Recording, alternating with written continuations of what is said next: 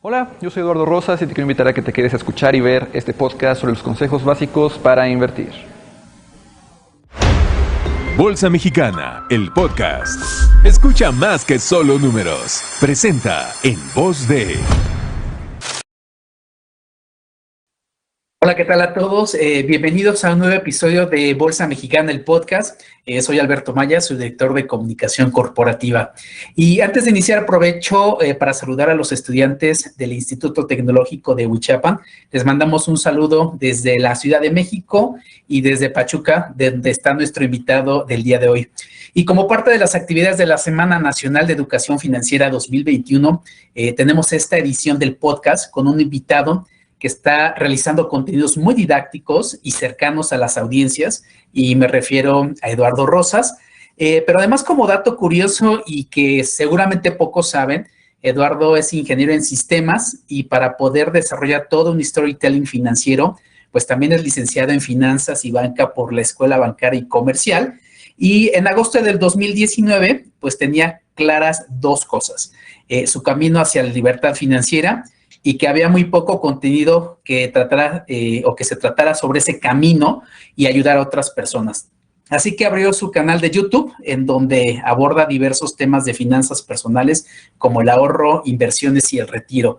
Y el éxito que está teniendo se refleja en los más de 500,000 suscriptores, y que, por cierto, muchas felicidades, Eduardo, por haber logrado esto hace un par de semanas, y los más de 300 videos publicados.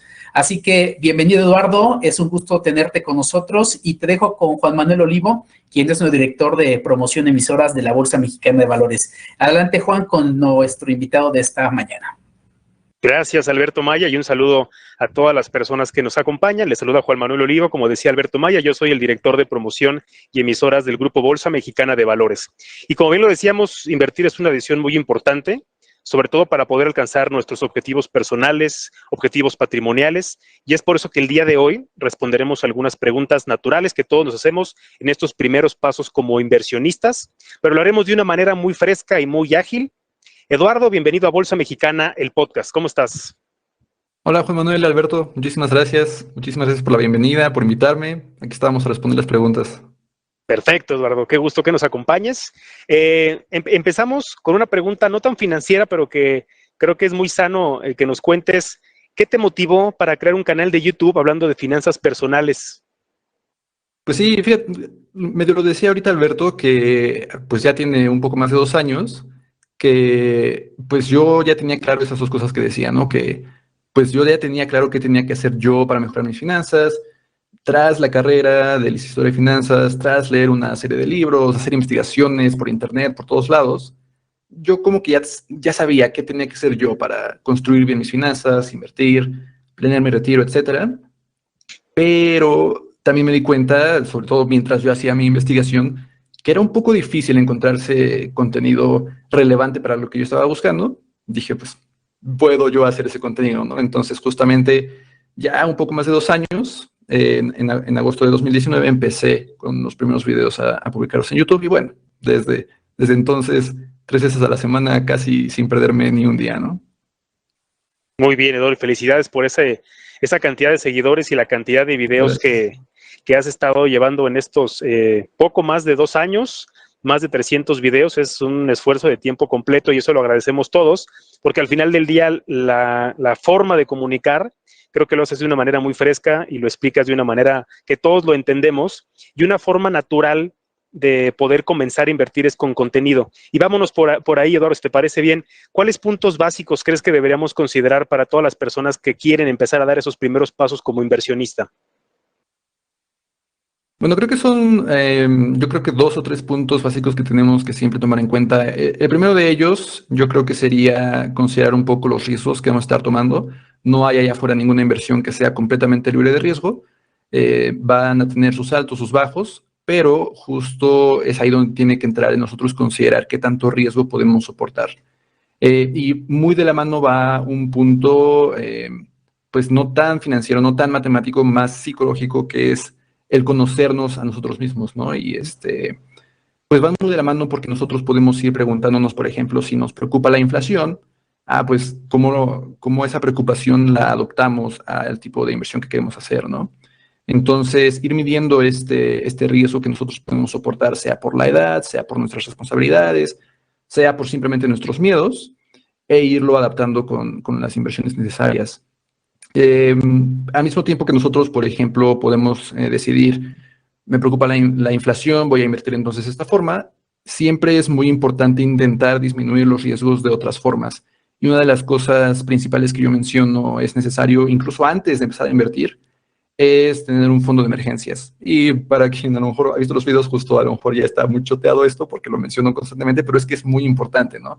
Si tenemos un fondo de emergencias que nos permita hacerle frente a cualquier situación adversa a la que nos enfrentemos, pues muy fácilmente, bueno, no fácilmente, pero sin preocuparnos de más, podemos entonces saber que tenemos ese colchón en donde caer. Y no va a ser necesario el que interrumpamos a una inversión que quizás tenía un objetivo a más largo plazo, ¿no? Entonces, justo es este balance de intentar invertir lo más agresivamente posible dependiendo de los riesgos que podemos soportar, al mismo tiempo que intentamos disminuir estos riesgos a través de, por ejemplo, este fondo de emergencias, que, bueno, puede incluir 3, 6, 12, a veces hasta 24 meses de nuestros gastos, además de que quizás por ahí también algunos seguros que nos puedan proteger en caso de diferentes situaciones, robo, gastos médicos o cosas por el estilo, ¿no? Perfecto. Entonces dirías, Eduardo, que prácticamente independientemente del perfil de inversionista, recomendarías tener un fondo de emergencia para hacer esta red de seguridad financiera de que pase lo que pase, tienes ciertos recursos para hacerle frente a esta parte económica de algún imprevisto. Pero te quiero preguntar, hay mucha información, afortunadamente, y creo que en los últimos años de la mano de contenidos digitales como el que tú desarrollas, creo que cada vez los mexicanos tenemos acceso a más información, pero a lo mejor es tanta información que luego podemos dudar cuál es buena, cuál es más o menos buena, o cómo puedo empezar a dar esos primeros pasos en términos de la persona y la inversión. Ahora, entendiendo que recomiendas tener este fondo, ¿qué tipo de inversiones recomiendas, por ejemplo, para algunas personas que sean pues un poco más conservadoras? ¿Qué tipo de inversión nos puedes platicar a lo mejor para las personas que les gusta un poco más el riesgo? ¿Qué nos dirías? Pero creo que esto lo podremos contestar simplemente hablando de los tres tipos de activos principales, digamos, que podría ser por un lado lo más seguro, que podría ser la deuda, sobre todo gubernamental o por ahí también la bancaria, y del otro lado el más riesgoso, las acciones de empresas, ¿no? Y en medio un tercer activo que pues no es tan riesgoso como las acciones, pero no es tan seguro como la deuda gubernamental, que son los bienes raíces. Entonces, justo cualquier persona lo que podría hacer es empezar de la mano de irse con pero justamente buscando que el riesgo que estamos tomando con nuestra inversión sea lo mínimo posible. Mientras que alguien en el otro lado del espectro, que a lo mejor quiere ser más agresivo, quiere invertir, sabe que puede soportar más riesgos, quizás porque ya tiene su fondo de emergencias, quizás porque es muy joven, no por invertir. Pero justo en el sentido de cómo puedo invertir yo, pues empezar a investigar o a conocerme a mí mismo de qué tanto riesgo puedo soportar e irlo balanceando. Que obviamente es un proceso, ¿no? No es como que mañana ya sé cuánto riesgo puedo soportar, sino que pues poco a poco puedo ir dándome cuenta según mis experiencias. Y sea que yo empiece de la forma más conservadora posible y poco a poco vaya subiendo riesgo, poco a poco subiendo el porcentaje en acciones, que es lo que yo recomendaría, pero pues el otro lado también está disponible, ¿no? Que quizás yo empiece 50-50 y poco a poco vaya disminuyendo el riesgo si veo que me quita el sueño, por ejemplo, los movimientos, ¿no? Hay una teoría, Eduardo, a ver si la compartes, donde también lo relacionan mucho con la edad del inversionista, ¿no? Cuando alguien está arrancando su carrera laboral y empieza a ganar dinero, tienes muchos más años para que la inversión quizás en renta variable, acciones, pensemos, te dé frutos, ¿no? Si revisamos un poco la historia a través de las décadas, a través de los índices accionarios, pues generalmente ha habido una tendencia totalmente alcista. Si lo vemos, por ejemplo, desde la Gran Depresión. Ya si hacemos un zoom, a lo mejor con cortes de cada 5, 7, 10 años, pues quizás sí ha habido, por supuesto, crisis y ciclos económicos, pero si lo ves macro, ¿no? Si te alejas de la gráfica, la tendencia siempre ha sido pues prácticamente alcista, lo cual comprueba que para aquellos inversionistas jóvenes quizás hace más sentido tomar mayor riesgo e invertir en acciones y conforme pase tu edad, bajar un poco el portafolio en renta variable e irse a renta fija. Inclusive, algunos libros en Estados Unidos hablan de que en función de tu edad, es el porcentaje que debes invertir en un cierto activo. Vas creciendo de edad y vas aumentando la exposición a lo mejor en renta fija conforme aumentas la edad. ¿Te has sentido estas ideas, Eduardo? Sí, efectivamente, y qué bueno que lo mencionas, porque pues la edad es una de las cosas más importantes a contemplar, pero también qué tanto tiempo falta para que necesitemos ese dinero, ¿no? Porque no importa que tenga 20, si yo necesito el dinero que en este momento quiero invertir dentro de un año, no lo invertiría 100% en acciones, ¿no? Entonces, justo normalmente pues lo que mencionas de que depende de la edad, normalmente lo definen acciones y bonos. Tu edad, el número que tengas en edad, lo inviertes el porcentaje en bonos, el resto en acciones. Por ejemplo, yo tengo 28 años, pues vas 28% en bonos, el otro 72% en acciones, ¿no? Pero eso es si ese dinero no lo quiero hasta, por ejemplo, mi retiro, que es normalmente pues el ahorro más importante que estamos haciendo en nuestra vida o más grande. Y justo mientras me voy acercando a mi retiro, mientras voy cumpliendo 29, 30, 40, 50, el porcentaje que destino a deuda va creciendo mientras que las acciones van bajando para así mi inversión esté expuesta a menos riesgos, ¿no? Que es obviamente digamos que una generalización, pero es una buena guía que podemos seguir. Sí, no aplica, que lo interesante de las finanzas y de invertir es que no es una receta de cocina, ¿no? No a todos nos aplica la misma teoría, ¿no? Ya sea de los años y demás, que eso es lo interesante. Ahora, generalmente cuando la gente le contamos, ¿no? Que estamos en el mundo de las inversiones y demás, y seguramente te ha pasado, Eduardo, que le platicas a tus amigos, a tus familiares, y la primera pregunta que te hacen, o es cuánto voy a ganar de rendimiento, ¿no? Como si estuviera escrito en piedra que una empresa vaya a tener un cierto comportamiento. Y la otra pregunta con una connotación más desde el miedo, del temor, es, ¿puedo perder todo mi dinero? ¿Puedo estar tranquilo de que mi dinero no desaparezca? ¿Qué nos dirías, Eduardo, de estos temas? Bueno, pues sí, justo cuando preguntan sobre el rendimiento, obviamente depende en qué estoy invirtiendo, pero la inversión en renta fija, pues sí, sé más o menos cuánto voy a generar, ¿no? Obviamente aún está el riesgo. Si, por ejemplo, le estoy prestando dinero a Juan y le estoy cobrando 20%, pues en teoría voy a recibir 20%, pero si Juan me deja de pagar, pues no recibí nada, ¿no? Entonces, a pesar de que es renta fija y por ahí quizás sepa cuánto voy a recibir, no es 100% seguro. En la renta variable, pues es completamente distinto, ¿no? Nunca sé cuánto voy a recibir, lo que puede ser positivo o puede ser negativo. Positivo porque en realidad no hay un techo de cuánto rendimiento pueda generar, pero pues tampoco hay un piso, ¿no? Puedo perder buenos porcentajes. En cuanto a ese miedo de, pues, ¿qué me asegura que no voy a perder mi dinero? Pues sí, normalmente lo primero en lo que nos debemos de fijar, o quizás lo segundo, después de contemplar lo que mencionaba pues, qué tanto riesgo podemos soportar como personas, pero es que en lo que estemos invirtiendo esté bien regulado, ¿no? Que esté por ahí, pues, instituciones de gobierno respaldando todo lo que está detrás, ¿no? Pues, obviamente, en el caso de la Bolsa Mexicana de Valores, pues sabemos que está todo el tema regulatorio y sabemos que está todo protegido, ¿no? O sea, no es como que yo estoy depositando en una casa de bolsa y ese dinero lo está administrando el CEO de esa casa de bolsa, ¿no? Sabemos que ese dinero ni siquiera lo tiene la casa de bolsa, ¿no? Entonces está todo el tema regulatorio protegiéndonos a nosotros como inversionistas. Es de lo primero que debemos de voltear a ver. Más allá de eso, pues podríamos hablar, porque sí, justo, incluso está todo bien regulado, ya sé qué tanto riesgo puedo soportar. Definitivamente está el riesgo, sobre todo en las acciones, que pues, como vimos el año pasado, de pronto se caigan, ¿no? En ese caso, una parte que nos puede ayudar a protegernos de estas variaciones es la diversificación.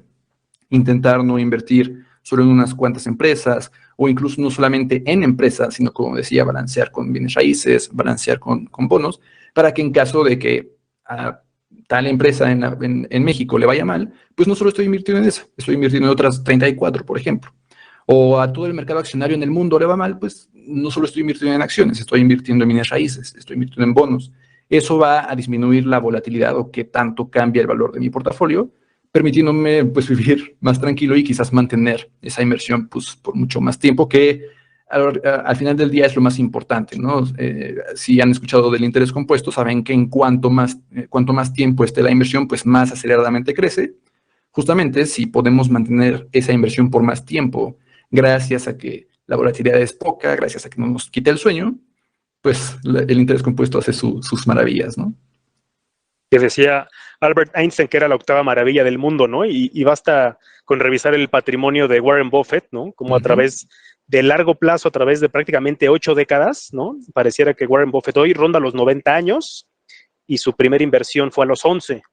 Y pues salvo contadas excepciones, allá por los 60 no ha vendido sus inversiones, ¿no? Con una visión totalmente de largo plazo y con la magia del interés compuesto que justo decías, Eduardo. Ahora, vamos a suponer que alguien que nos está escuchando dice, bueno, ya entendí bonos, ya entendí un poco bienes raíces, acciones, y ya sé que invertir en la parte bursátil hay una regulación. Como bien decías, hay un regulador, que es el árbitro, es el brazo de Hacienda para regular todo el mercado de valores, que es la Comisión Nacional Bancaria y de Valores. Y ese primer paso que se da en términos de inversionista es acercándose con una casa de bolsa, las cuales hoy en México hay poco más de 30 casas de bolsa. Pero vamos a suponer que alguien dice, ¿cómo puedo, de la mano de la tecnología, acompañar dos temas? Uno, las finanzas personales, porque creo que, y mucho de tu contenido, Eduardo, hablas de finanzas personales. ¿Cómo nos recomiendas llevar un control de las finanzas personales, gastos? ¿Qué nos recomiendas? Así como hace algunos años la gente tenía algún sobre, iba guardando dinero, ¿hoy qué nos recomiendas? Y también de la mano de la tecnología, ¿qué aplicaciones o cómo le hacemos para poder invertir? Ok, sí, justo en el sentido de tener administración en nuestras finanzas, creo que de lo primero es intentar crear un presupuesto. Normalmente no tiene que ser nada del otro mundo, no tiene que ser súper específico. De hecho, hay por ahí un libro que creo que por aquí tengo a la mano, no sé, pero que habla que incluso cuando definimos un presupuesto ya al extremo de que no nos permitimos gastar en ciertas cosas, pues es contraproducente. Así como gastar de más llega a ser contraproducente, gastar de menos también, ¿no? Entonces, cuando hablo de presupuesto, normalmente es como, ay, no, qué flojera hacer un presupuesto. Pues no es necesario que sea tan extremo, ¿no? Normalmente sentarnos a lo mejor unas horas con nuestra pareja, nuestra familia o quien sea que complemente los gastos en nuestra casa el fin de semana y verificar, sea con estados de cuenta o con tickets o con nuestra memoria, verificar qué es lo que hemos estado gastando durante este mes, a lo mejor el mes pasado, el mes antepasado, para encontrar patrones de más o menos cuánto estamos gastando en ciertos rubros, ¿no? X cantidad en renta, X cantidad en restaurantes, X cantidad en esto y lo otro, ¿no? Teniendo ya esa mejor idea, ya podemos entonces empezar a identificar aquellas cosas en las que pues gastamos en ese momento, pero en realidad no nos importa mucho no nos habría importado el no haber hecho ese gasto. Entonces, yo normalmente me ayudo de una hoja de cálculo, como que tengo ahí listados los gastos normales, y si encuentro por ahí que los últimos 2 meses he gastado 1,000 pesos en restaurantes y a mí no me interesa ir a restaurantes, prefiero esos 1,000 pesos invertirlos, pues entonces ya sé de dónde empezar a sacar ese dinero, ¿no? Y empiezo a más conscientemente dejar de ir a restaurantes, por ejemplo, ¿no? Y a lo mejor es un poco extraño porque pues yo lo hago a través de una hoja de cálculo, ¿no? Como que yo todo lo escribo, en el canal luego comparto algunas plantillas de estas hojas de cálculo, porque no me he acomodado a utilizar alguna aplicación de presupuesto, que hay un montón, pero no me he acomodado con ninguna, entonces hice como que yo mi propia hoja de cálculo. Pero sí, o sea, lo más importante no es la aplicación, lo más importante es como intentar identificar aquellos gastos que queremos dejar de realizar para nuestras prioridades, que quizás sea el fondo de emergencias, o ahorrar para la universidad o para X cosa, ¿no? El retiro, por ejemplo. En cuanto a las inversiones, pues hay, como dices, ya muchísimas opciones y cada vez más accesibles, ¿no? Recuerdo hace no mucho tiempo que si yo quería crear una cuenta en una casa de bolsa me pedían depósitos de 100,000 pesos o de 10,000 pesos y ahora podemos empezar con depósitos de 100 pesos, ¿no? Recuerdo que Cuspid fue la primera que permitió empezar con solo 100 pesos, ahora también GBM Plus, Bursanet y Actinver lo permiten. Normalmente son las que suelo recomendar un poco más, GBM Plus y Bursanet, simplemente por las comisiones, son más bajas que algunas otras, pero es en realidad justo descargar o la aplicación o desde la computadora en el navegador, crear nuestra cuenta y de nuevo, con 100 pesos ya podemos empezar a invertir y por ahí decía que si queremos invertir en las 35 empresas más representativas de México a través de este ETF NAVTRAC, pues lo podemos hacer en este momento desde como por 50 pesos. Entonces, depositamos 100 pesos en GBM Plus o en Bursanet y ya tenemos por ahí casi 2 títulos de NAVTRAC, ¿no? Entonces, yo creo que de esa forma, obviamente, recordando que pues tenemos que diversificar un poco, no mandarlo todo a una sola acción de preferencia, pero afortunadamente sí, ya es muchísimo, muy fácil el empezar como inversionistas hoy en día, ¿no? Sí, los montos mínimos ya no es pretexto, ¿no? Hace algunos años, no mucho, sí nos decían que la inversión bursátil era para millonarios y demás, cosa que si nos damos un par de décadas al pasado, los quizás principios de milenio, pues tenía mucha razón. Hoy en día, pues como bien decías, Eduardo, con un par de cafés puedes aperturar un contrato de manera digital y empezar a operar y comprar acciones, ya sean mexicanas como el NAFTA que nos contabas, donde de facto estás diversificado, o inclusive también ETFs de Estados Unidos, ¿no? Donde puedes replicar a lo mejor el Standard & Poor's 500 o el índice Nasdaq, y de igual manera con montos muy, muy, muy accesibles. Ahora, siguiendo esta línea como de tiempo, Eduardo, vamos a suponer que alguien ya aperturó el contrato, que ya llevó un control en sus finanzas personales, ya sea con una hoja de cálculo o alguna otra herramienta que cada quien le sirva. Coincido contigo, el tema es que encuentres la manera de cómo te sientas más cómodo en términos de llevar ese orden presupuesto, y te darás cuenta seguramente de muchos gastos que pensabas que no eran tanto dinero, pero que cuando ya suman esos gastos hormiga, ya creo que puedes aumentar tu patrimonio de una manera más consciente. Y una vez que empieces a invertir, ya sea con una app de algunas de las recomendaciones que nos dabas, creo que el otro tema importante es monitorear y estar cercano a la economía, al mercado, a empresas que estén llegando a bolsa. Ahí, Eduardo, ¿qué nos recomendarías para monitorear nuestra inversión? Sí, yo en realidad soy muy del lado de tener una inversión pasiva, de en realidad no prestarle mucha atención a lo que está sucediendo en el mercado, no prestarle mucha atención a anuncios que de pronto nos llaman la atención, sino más bien enfocarnos en nosotros como inversionistas. Mi idea de esa inversión pasiva es pues simplemente definir, conociéndonos a nosotros, qué porcentaje debemos destinar a qué tipos de activos, ¿no? Como lo mencionábamos, quizás yo, por mi experiencia, por mis miedos, por el riesgo que creo que puedo soportar, puedo definir, pues yo voy a invertir 70% en acciones y 30% en bonos. Listo. O sea, ya no es tanto voltear a ver qué está sucediendo como para empezar a modificar esto. Lo que sí es que es cierto que es muy importante hacer el monitoreo en este sentido, de que esos porcentajes no se muevan tanto. Me refiero a que si yo defino que voy a tener ese 70-30, pues hay movimientos todo el tiempo. En el mercado hay movimientos, quizás el siguiente mes ya está en 75-25. Tendría que yo hacer entonces la adaptación para regresarlo al 70-30. Pero justo hacerlo de tal forma, o más bien hacerlo de forma que solo se base en yo como inversionista, quién soy yo y qué riesgos puedo soportar. Obviamente de la mano de estar diversificando, ¿no? Porque pues si yo digo que el 70% debe de irse en acciones, no voy a destinarle ese 70% completo a un blockbuster que en el futuro ya no va a existir, por ejemplo. Entonces, mencionabas por ahí al S&P 500, justamente es una de las inversiones que más recomiendo en el canal, porque nos permite diversificar en 500 empresas y aparte el índice se va actualizando.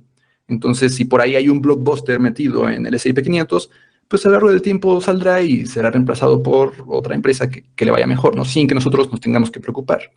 Entonces, estos dos lados van muy de la mano, el estar diversificando de forma que no importa qué movimientos haya, pues en realidad podamos ignorarlos, pero obviamente estar llevando ese control de que los porcentajes que nosotros definamos se mantengan y no de pronto se muevan mucho. Yo lo que hago es simplemente todos los meses reviso el porcentaje que tengo actual en cada una de las inversiones y si hay que hacer ajustes, pues las hago, ¿no? Y afortunadamente, como lo hago mes tras mes, pues los ajustes suelen ser menores, simplemente, pues tengo que invertir más acá de lo normal o menos acá de lo normal, y listo, pero justo basándome solo en los porcentajes que ya definí anteriormente, no necesariamente en las noticias, ¿no? Sí, porque es una tarea de tiempo completo, ¿no? Estar revisando noticias y demás.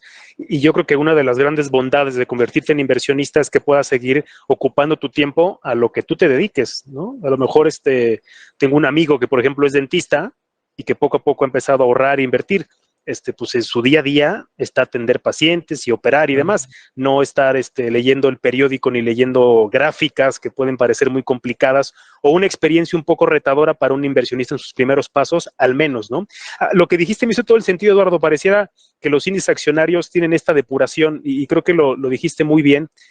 Los índices tienen unos rebalanceos donde en función de los últimos cortes de ciertos meses, por ejemplo, 6 meses, que es el caso de la media en los índices mexicanos, van entrando algunas empresas que dieron un buen desempeño y así estás con un conjunto de empresas que están en el top y evitar alguna sorpresa como las que contabas, ¿no, Eduardo?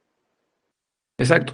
Que sí, o sea, ahorita que lo mencionas, justo es también importante que mencionemos que luego a lo mejor hay dos tipos de inversionistas, ¿no? Hay inversionistas que son inversionistas y a eso se dedican todo el día o es su hobby, entonces sin ningún problema pueden estar investigando las noticias y basarse en ello para sus decisiones, ¿no?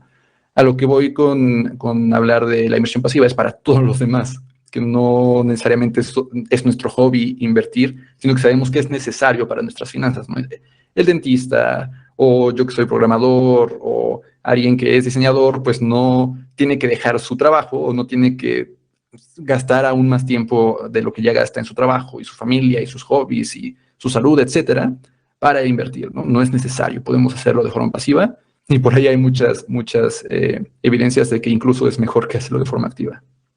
Sí, hay un asset manager internacional que ha generado mucha estadística donde, y hay libros inclusive donde compiten un poco el inversionista tipo trader, que es el que platicas, que está todo el día pegado en el monitor buscando ganarle al índice y demás, contra un inversionista que es un buy and hold, ¿no? Compro un ETF, lo dejo correr ahí algunos años y al final de la historia, no necesariamente el que estuvo pegado al monitor gana más dinero. Está interesante.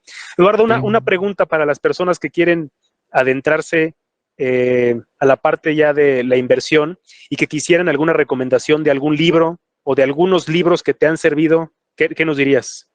Perfecto, sí, de hecho justo aquí tengo unos, déjame agarrarlos aquí, porque justo ahorita que mencionabas eso de la inversión activa y la pasiva, uno de los más, uno de los libros que justo se habla de eso es de El pequeño libro para invertir con sentido común, de John Bogle. John Bogle fue el fundador de Vanguard, una de las empresas pues, más grandes financieras que crean estos ETFs y estos índices pues, que podemos comprar aquí también.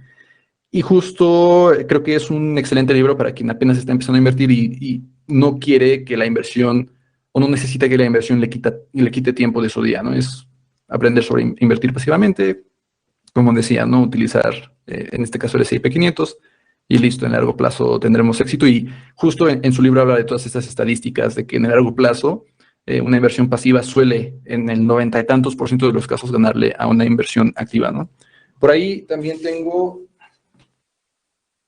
este otro libro que recientemente es mi favorito de finanzas personales, que en español se tradujo como Cómo piensan los ricos. La verdad no tiene mucho que ver con el contenido, pero se llama La psicología del dinero, de Morgan Housel.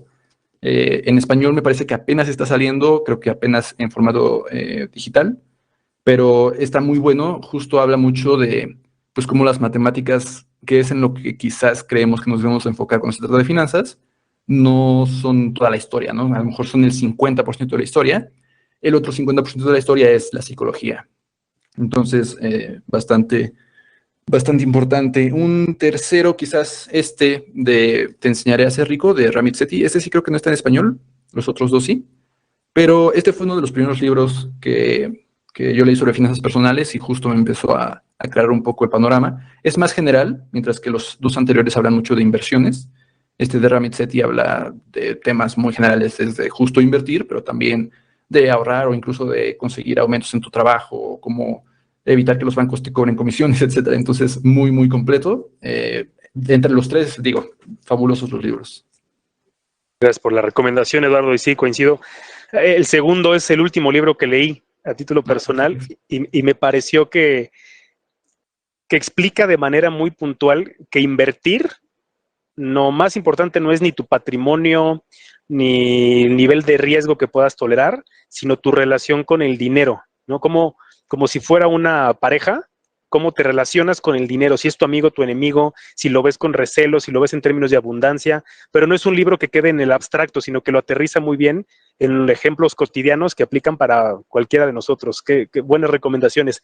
Antes de despedirnos, Eduardo, no te me vayas. Tenemos algunas preguntas del público y si te parece bien le paso la voz a Alberto Maya para que nos las haga. Claro que sí. Perfecto, gracias Juan, gracias Eduardo. La verdad es que ha sido una charla bastante interesante y muy amena y cercana, que eso es lo que queremos justamente con este podcast. Y como bien lo mencionabas Juan, tenemos algunas preguntas de los que se han conectado, Eduardo. Vamos a tomar algunas y nos menciona por acá, en tus contenidos has mencionado lo importante de ahorrar para el retiro. Nos preguntan, ¿nos recomiendas invertir para lograr ese objetivo? Definitivamente, ¿no? No hay otra forma. De hecho, si quisiéramos solo ahorrar sin generar rendimientos, probablemente no alcancemos el objetivo necesario, ¿no? Es importantísimo, sobre todo que pues el retiro normalmente, pues cuando estamos trabajando está al menos a unos 5, 10, 15, a veces hasta 40 años de distancia, ¿no? Aprovechar todo ese tiempo para lo que mencionábamos del interés compuesto, para que pues el dinero que estemos destinando crezca aceleradísimamente, ¿no? A través de tantas décadas. No solo lo recomiendo, sino que es necesario. Y aquí, obviamente, como parte de nuestra audiencia son estudiantes y uno de ellos nos pregunta, ¿le recomiendas a un estudiante tener una tarjeta de crédito? Y el otro estudiante, también que nos hace por acá una de las preguntas, ¿con qué instrumento podemos comenzar a invertir? Por un lado, alguien... pues alguna recomendación si pueden tener una tarjeta de crédito, y el segundo, ¿cómo pueden empezar a invertir? Ok, sobre la tarjeta de crédito, sí, normalmente recomiendo el uso de las tarjetas, obviamente de forma responsable. Hay que entender claramente que una tarjeta de crédito no se usa como una extensión de nuestros ingresos, es simplemente el saber que lo que estamos ocupando durante un mes lo vamos a poder pagar sí o sí después de la fecha de corte y antes de la fecha límite de pago. Si entendemos eso y si sabemos que no nos vamos a de pronto emocionar a que, me dieron 10,000 pesos de crédito, me lo voy a gastar todo. Si sabemos que lo podemos pagar en tiempo y forma, una tarjeta de crédito es una gran aliada porque nos permite, por ahí obviamente depende de la tarjeta, pero generar ciertos beneficios, que a lo mejor hay programas de recompensas, que hay seguros para nuestras compras, etcétera. Y en el largo plazo también nos ayuda, incluso pues, si son estudiantes a lo mejor en la universidad, tienen 18, 20, 21 años, pues desde muy temprano empiezan a crear historial en el buró de crédito, historial crediticio, lo que significa que en unos años, cuando quieran un crédito personal, un crédito hipotecario, un crédito automotriz, van a poder acceder a mejores tasas, ¿no? A mayores líneas de crédito, etcétera. Entonces, sí, si lo van a hacer de forma responsable, es una buena idea. La otra pregunta, ¿cuál era la otra pregunta, perdón? Claro, ¿con qué instrumento podemos invertir si somos estudiantes? Digo, y somos, porque bueno, yo ya de hace muchos años que egresé de la universidad, pero los chavos que están conectados y que son estudiantes, ¿con qué inversión pueden invertir? Sí, pues en realidad con la que sea, en caso de las personas que son todavía menores de edad, tendría que ser a través de un padre o tutor, pero pueden crear por ahí los padres o tutores cuentas en CETES Directo para empezar con cosas más, pues, menos riesgosas, o pueden a través del padre o tutor también empezar a crear una cuenta en casas de bolsa para empezar a invertir en acciones. Obviamente, cuando se trata de acciones, considerando que esa inversión, como lo mencionábamos hace rato, que sea a largo plazo, no que sea dinero que vamos a necesitar en medio año o en un año, incluso 2, 3 años. Normalmente las acciones las recomendamos por muy poco tiempo, 5 años, de preferencia más de 8 años, justamente para que en caso de que haya movimientos, pues tengamos tiempo de recuperarnos. Pero en realidad, o sea, cualquier inversión, mientras se vaya ajustando a los riesgos y los objetivos que tenemos. Buenísimo, Eduardo. Y traté de englobar 3 preguntas que coinciden en cuanto a la confianza. ¿Cómo pueden verificar que una institución financiera es confiable y que está regulada?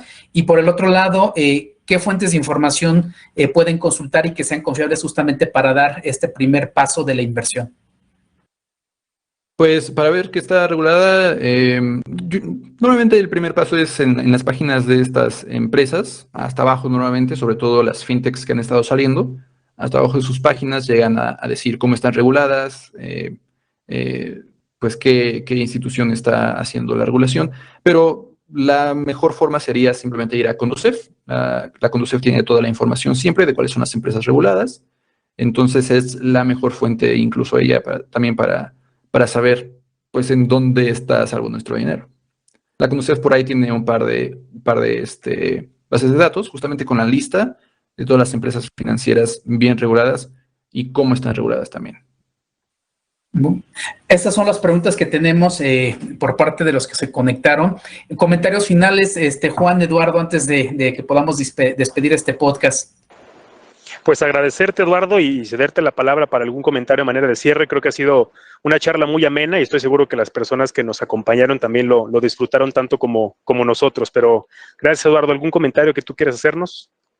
Sí, pues no, yo solo invitar a todos los que nos estén viendo que pues no tengan miedo a invertir. Obviamente es tener ciertas precauciones, pero creo que la forma en que se aprende mejor para saber cómo es que debemos invertir como pues cada uno de forma individual es haciendo las cosas, ¿no? Poco a poco irnos dando cuenta de ciertas situaciones.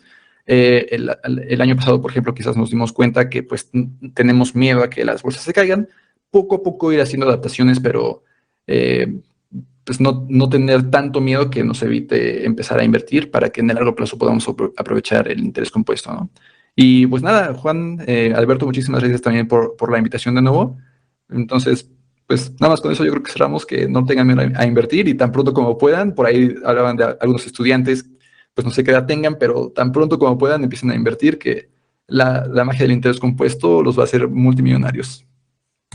Buenísimo. Pues muchas gracias, Eduardo. Muchas gracias, Juan, por estar con nosotros en esta edición especial de Bolsa Mexicana, el podcast, como parte de las actividades de la Semana Nacional de Educación Financiera.